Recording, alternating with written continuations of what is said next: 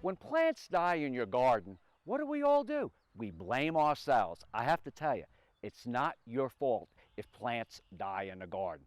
What I find is many of us are dealing with imperfect soils, heavy wet soils, clay soils, or soils that have been compacted by bulldozers, heavy equipment, to the density that's harder or thicker than concrete. And so our plants don't thrive. But there are a lot of things that we can do to improve our soils. If you have poor soils, within 3 years, you can have a perfect environment that will help your plants grow year after year after year. Be it trees, shrubs, flower gardens, annuals, or vegetables. There are a couple easy steps that you can do right in the beginning that'll ensure your success. I always like to have a nice, loose soil. So let's look at some of these things that will give you that environment for your plants. Have you ever heard a $10 hole for a $2 plant?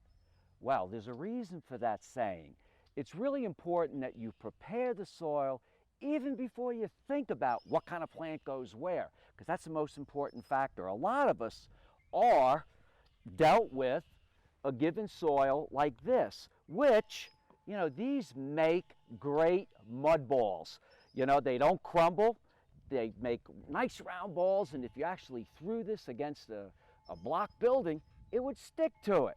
That really isn't healthy for a plant environment. What you really want is soil that crumbles, and when you work the soil, it's important that it's not too wet, because once you do work your soils and you compact them, it could take 5 years or longer for air and water to penetrate that hard pan that you created within your garden.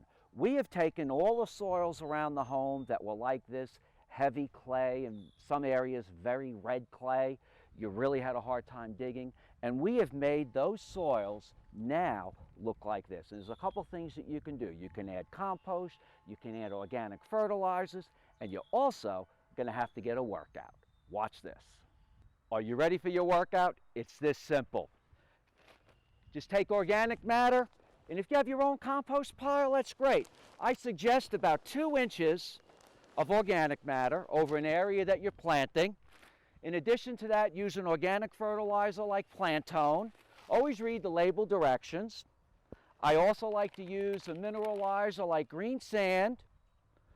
And the term double dig is you're going to dig it twice. By putting it on first, I'm going to mix it in by doing this.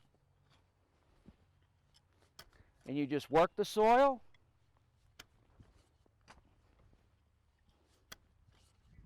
Two times. Then you're going to go deeper. And you can see some of that clay coming up.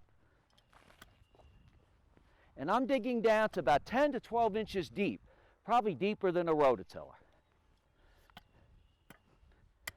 Once you're done, you're ready to plant and enjoy your flowers, trees, shrubs, or vegetables for many years to come.